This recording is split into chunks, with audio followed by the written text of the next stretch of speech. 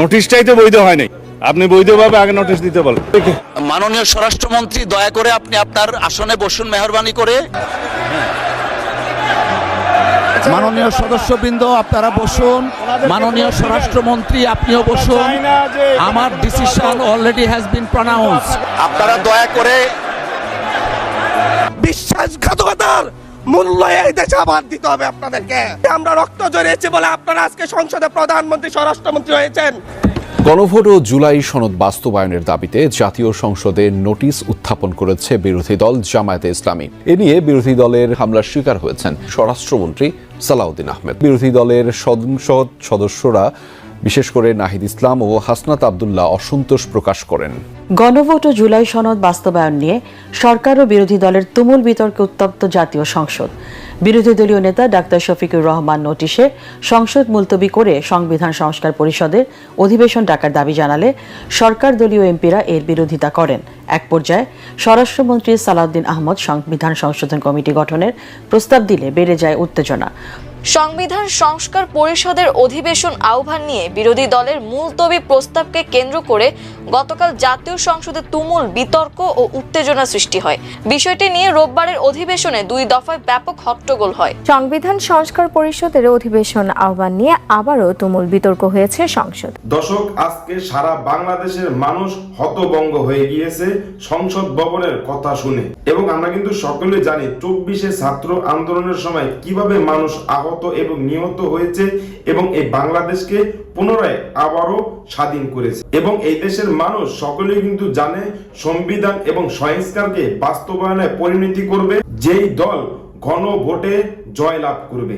এবং এই বিএনপি ক্ষমতায় আসার পরে স্বরাষ্ট্রমন্ত্রী সালাউদ্দিন আহমেদ সংবিধান এবং সংস্কারকে অস্বীকার করতেছে। দর্শক, তার কারণে কিন্তু সারা বাংলাদেশের মানুষ আলোচনা সমালোচনা ঝড় উড়িয়ে দিয়েছে এবং স্বরাষ্ট্রমন্ত্রী সালাউদ্দিন আহমেদকে গণদোলাই দিল গণভবনে, যা আপনারা এই ভিডিওটা দেখলেই বুঝতে পারবেন। তো দর্শক, এতক্ষণ দেখছেন ভিডিও শুরুতে শিরোনামের মাধ্যমে কিছু অংশ, এখন দেখবেন পুরো ভিডিও জুড়ে।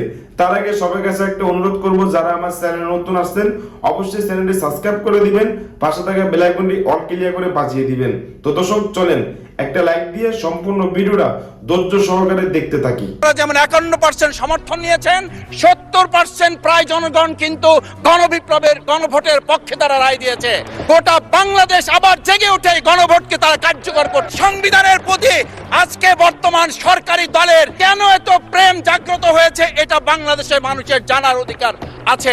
যদি সংবিধানই আমাদের রক্ষা করতে পারত, তাহলে সংবিধান আমাদেরকে বলে দিত যে আমাদের সেদিন বালু ট্রাক সরানোর ক্ষেত্রে সংবিধানের পৃষ্ঠা আমাদেরকে খুঁজতে হতো। সংবিধান যদি আমাদেরকে রক্ষা করতে পারত, তাহলে 72-এর সংবিধানের আলোকে আজকে আমাদের এখানে থাকার কথা না। আমি শফিকুল ইসলাম মাসুদ, আমার এখন জেলখানায় থাকার কথা। সংবিধান যদি মানতে হতো, তাহলে আমাদের মাননীয় প্রধানমন্ত্রী বাংলাদেশে থাকার কথা না, ওনার দেশের বাইরে থাকার কথা। সংবিধান মানতে হলে বর্তমান স্বরাষ্ট্রমন্ত্রীর এখন দেশের বাইরে থাকার কথা ছিল। আমরা যখন এখানে দাঁড়িয়ে কথা বলছি, আমাদের কথা বলার সময় শহীদ শরীফ ওসমান হাদি ইনসাফের পক্ষে কথা বলার সময় বলেছিল, আমার প্রতি যে জুলুম করবে আমি তার সাথেও ইনসাফ করতে চাই। আমরা লক্ষ্য করেছি এই সরকার প্রতিষ্ঠিত হওয়ার পর শরীফ ওসমান হাদির ব্যাপারে তার বিচারে কতটুকু কার্যকারিতা নিয়ে এসেছে তা আমরা এখন পর্যন্ত জানতে পারিনি। আমার মনে হয় আমরা সংবিধান নিয়ে ঘাটাঘাটি করতে করতে যদি সংবিধানই আমাদের রক্ষা করতে পারত, তাহলে সংবিধান আমাদেরকে বলে দিত যে আমাদের সেদিন বালু ট্রাক সরানোর ক্ষেত্রে সংবিধানের পৃষ্ঠা আমাদেরকে খুঁজতে হতো। সংবিধান যদি আমাদেরকে রক্ষা করতে পারত, তাহলে 72-এর সংবিধানের আলোকে আজকে আমাদের এখানে থাকার কথা না। আমি শফিকুল ইসলাম মাসুদ, আমার এখন জেলখানায় থাকার কথা। সংবিধান যদি মানতে হতো, তাহলে আমাদের মাননীয় প্রধানমন্ত্রী বাংলাদেশে থাকার কথা না, ওনার দেশের বাইরে থাকার কথা। সংবিধান মানতে হলে বর্তমান স্বরাষ্ট্রমন্ত্রীর এখন দেশের বাইরে থাকার কথা ছিল। সংবিধান মানতে হলে যে বাচ্চাদেরকে আজকে এখানে শিক্ষা দেওয়া হচ্ছে, দীক্ষা দেওয়া হচ্ছে, কিংবা তাদেরকে কোনো কোনো ক্ষেত্রে জাসদের সাথে তুলনা করা হচ্ছে, সেই বাচ্চাদের নিয়েই আমরা এই সরকার দলের লোকদেরকে, সরকার দলের সম্মানিত নেতৃবৃন্দকে আমরা চোখের পানিও ফেলতে দেখেছি।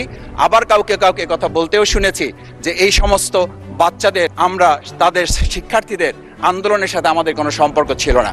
আমরা খুব লজ্জিত হই মাননীয় স্পিকার, আমাদের এই বর্তমান সময়ে আমরা যদি এটা খেয়াল করি যে আমাদের বাংলাদেশের এই বর্তমান প্রেক্ষাপটটা নতুন করে এখন যে গণভোটের যে আজকে ন্যায্যতা অন্যায্যতা, সাংবিধানিক পৃষ্ঠা, লাইন অক্ষর দাড়িকমা আমাদেরকে শেখানোর চেষ্টা করা হচ্ছে। যদি সেটা হতো তাহলে বাংলাদেশ জাতীয়তাবাদী দলের সম্মানিত মহাসচিব তিনি কয়েক হাজার পুলিশের বেষ্টনীর মাঝখানে একা একটা মোবাইল নিয়ে তাকে আমরা দাঁড়িয়ে থাকতে দেখেছি, তখন সংবিধান আমাদেরকে রক্ষা করতে পারে নাই। কারণ স্পিকার, আমি 350 মামলা নিয়ে 7 মাসের ব্যবধানে আপনিও আমার 2-1টা মামলাতে আপনি আমাকে সহযোগিতা করেছেন, সেটা এই সুযোগে ধন্যবাদ জানাতে চাই। আমার 350 মামলা জামিন করতে 7 মাস সময় লেগেছে, আমার বের হতে সময় লেগেছে 4.5 বছর। আমি সেই 4.5 বছরে 3 বার রিয়ারেস্ট হয়ে 2 বার গুম হয়েছি। আমি তখন ডিজিএফআই, এনএসআই, ডিবিএসবির কাছে জানতে চেয়েছিলাম আমার সামনে দিয়ে বড় বড় নেতারা বের হয়ে যাচ্ছে, আমার অপরাধটা কি? তখন বলেছিল তারা হুমকি না, হুমকি হচ্ছেন আপনারা। আমাদেরকে যখন শেখ হাসিনার শেষ সরকার নিষিদ্ধ করেছিল তখন তারা 14 দল মিটিং করে বলেছিল এই জামাত শিবিরই হচ্ছে সবচেয়ে বড় সমস্যা, তাদেরকে নিষিদ্ধ করলে এই আন্দোলন থেমে যাবে। আজ একটা কথা পরিষ্কার বলতে চাই, এই গণবিপ্লব নিয়ে আমাদের মাথা ব্যথার মূল কারণ হচ্ছে এখানেই শেখ হাসিনা আমাদেরকে যথার্থ টার্গেটটা করেছিল। সেই টার্গেটের মূল লক্ষ্য ছিলাম আমরা। আমাদেরকে বলা হয়েছিল একটা গুলি করলে একটা সরে বাকিগুলো লড়ে না, সেই লড়ে না লোকগুলো ছিলাম আমরা, মাননীয় স্পিকার। যার কারণে আমাদেরকে তারা ভয় পায়। আমরা এখন বর্তমান সময় ভিডিও দেখতে পাই যে শেখ হাসিনা বাইরে থেকে বলেছিল আমরা এই দলকে ভোট দিতে বললাম, আর সেই দল আমাদের সাথে আবার বিশ্বাসঘাতকতা করেছে। আমরা সেই শেখ হাসিনার বক্তব্য শোনার পর আমরা কাউকে আজকে এখানে বলতে শুনে নাই শেখ হাসিনার ওই বক্তব্য সঠিক নয়। এই মানুষ প্রতারিত হয়েছে, বেইমানি করা হয়েছে। আবার যদি গণভোট, জুলাই সনদ নিয়ে এই জাতির সাথে প্রতারণা করা হয় তাহলে মূল্য দিতে হবে শুধু নয়, আবার আমাদেরকে 17 বছরের সেই জেল জুলুম, নিপীড়ন, গুম খুনের জায়গায় আমাদেরকে ফিরে যেতে হবে।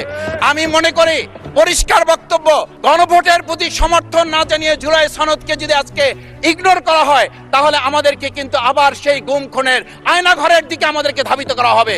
আমি মনে করি গণভোটের বিরোধিতা করার অর্থ হচ্ছে আমরা আয়নাঘরকে সমর্থন করতে চাই। গণভোটের বিরোধিতা করা মানে হচ্ছে 70% মানুষকে আমরা অন্যায্যভাবে তাদেরকে আবার ধিক্কার জানাতে চাই। আমি এখানে স্পষ্ট বলতে চাই, আপনারা যেমন 51% সমর্থন নিয়েছেন, 70% প্রায় জনগণ কিন্তু গণবিপ্লবের, গণভোটের পক্ষে তারা রায় দিয়েছে। আপনাদের চেয়ে সেই 51%-এর তুলনায় সেই 70% প্রায় গণভোটকে যদি আপনারা ইগনোর করেন তাহলে আমি বলবো আমার বাউফল, আমার পটুয়াখালী শুধু নয়, গোটা বাংলাদেশ আবার জেগে উঠে গণভোটকে তারা কার্যকর করতে। ধন্যবাদ, আপনি 1 মিনিট পেয়েছেন। স্পিকার, আমি পরিষ্কার এই কথাটা এই জন্য বলছি, আজকে সংবিধানের লাইন ধরে ধরে যদি আমাদেরকে এই কথা জানতে হতো তাহলে আমাদের নেতৃবৃন্দকে ফাঁসির মঞ্চে যেতে হতো না। আমার মতো ছোট মানুষের কাছে সে সময় ডিজিএফআইর কাছে প্রস্তাব এসেছিল, আপনারা কি চান? মন্ত্রিত্ব চান, দেশ পরিচালনা চান, সবকিছু দেওয়া হবে, শুধু শেখ হাসিনার নীতিতে আপনারা আসেন। সেই নীতি তো ছিল 72-এর সংবিধান, সেই নীতি নিয়ে আজকে কেন এখানে এত কথা বলা হচ্ছে? আমরা পরিষ্কার জানি, আমরা যদি সেই 72-এর সংবিধানকে ভালোবাসি তাহলে এখানকার নেতৃবৃন্দ এবং মরহুমা বেগম খালেদা জিয়া নিজে বলেছিল আমরা সুযোগ পেলে এই সংবিধানকে আমরা ছুঁড়ে ফেলে দেব। সেই সংবিধানের প্রতি আজকে বর্তমান সরকারি দলের কেন এত প্রেম জাগ্রত হয়েছে এটা বাংলাদেশের মানুষের জানার অধিকার আছে। আমি আমার প্রিয় বাউফলের মানুষের প্রতি ভালোবাসা, শ্রদ্ধা জানাই। যেই বাউফলবাসী আমার দাবি আদায়ের জন্য, আমার এলাকার মানুষের অধিকার আদায়ের জন্য এখানে দিয়েছে, আমি সেই অধিকার। গণভোট ও জুলাই সনদ বাস্তবায়ন নিয়ে সরকার ও বিরোধী দলের তুমুল বিতর্কে উত্তপ্ত জাতীয় সংসদ। বিরোধী দলীয় নেতা ডাক্তার শফিকুর রহমান নোটিশে সংসদ মুলতবি করে সংবিধান সংস্কার পরিষদের অধিবেশন ডাকার দাবি জানালে সরকার দলীয় এমপিরা এর বিরোধিতা করেন। এক পর্যায়ে স্বরাষ্ট্রমন্ত্রী সালাউদ্দিন আহমদ সংবিধান সংশোধন কমিটি গঠনের প্রস্তাব দিলে বেড়ে যায় উত্তেজনা। পরে বিষয়টিতে আলোচনার জন্য মঙ্গলবার 2 ঘণ্টা সময় নির্ধারণ করে দেন deputy speaker barrister Kaiser Kamal. Imdadullah বাবুর রিপোর্টে বিস্তারিত। আসসালামু আলাইকুম। 13 দিন বিরতির পর রোববার বসে ত্রয়োদশ জাতীয় সংসদের প্রথম অধিবেশন। কার্যসূচি অনুযায়ী প্রশ্নোত্তর পর্ব চলাকালে পয়েন্ট অব অর্ডারে দাঁড়িয়ে বিরোধী দলীয় নেতা ডাক্তার শফিকুর রহমান গণভোট ও জুলাই সনদ বাস্তবায়ন নিয়ে নোটিশ উত্থাপন করেন। কার্যসূচির ব্যত্যয় ঘটায় এর বিরোধিতা করে সরকারি দল।